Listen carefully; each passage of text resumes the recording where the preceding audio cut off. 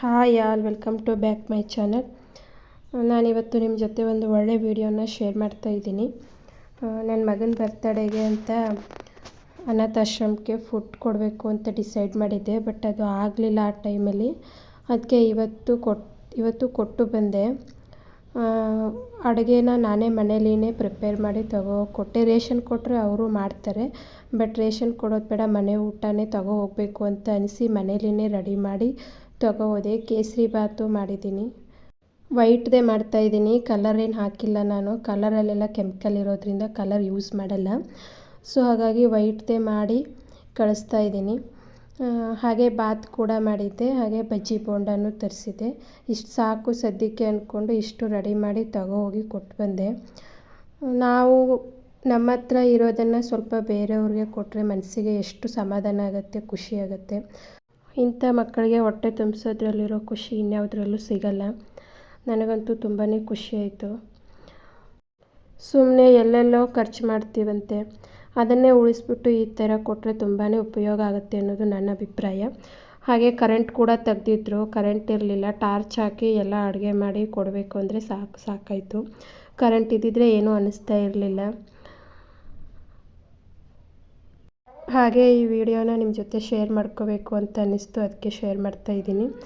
Video ನಿಮಗೆ ಇಷ್ಟ ಆದರೆ ಲೈಕ್ ಮಾಡಿ, ಶೇರ್ ಮಾಡಿ, ಹಾಗೆ ಸಬ್ಸ್ಕ್ರೈಬ್ ಕೂಡ ಮಾಡ್ಕೊಳ್ಳಿ.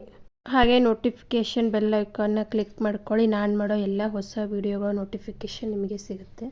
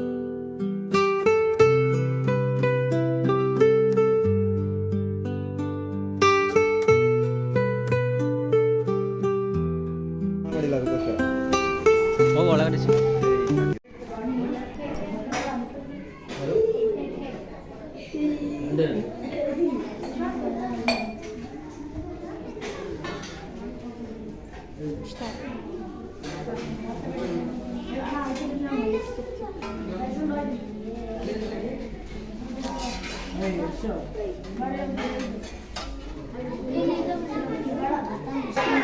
ಪಾಸ್ ಮಾಡಿ ಆಮೇಲೆ ಈಗ ಹೋಗ್ಬೇಡಿ, ಈಗ ಇಲ್ಲೇ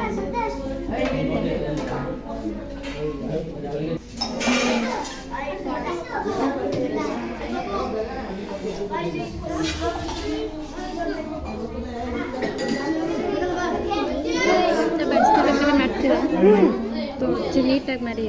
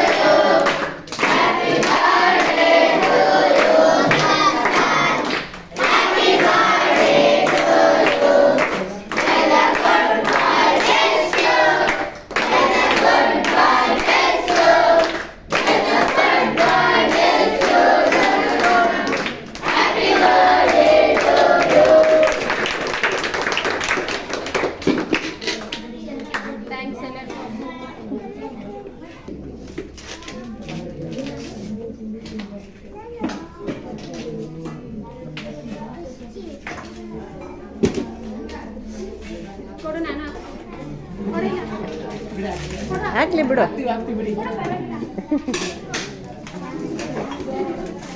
ನಾಲ್ಕು ಒಂದೊಂದು.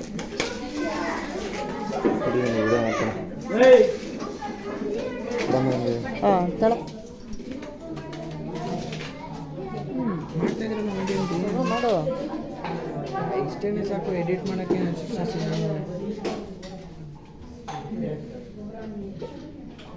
ಚೆನ್ನಾಗಿರೋ ಅಂದ್ರೆ ಮತ್ತೆ ಇದರ 45 50 ಜನ ಅಲ್ಲ ಸಾಕು. ನಮಗೆಲ್ಲ ಮನೇಲಿ ಊಟ ಅದು ಗೊತ್ತಿಲ್ಲ. ನಮ್ಮನೆ ಕಷ್ಟೇ.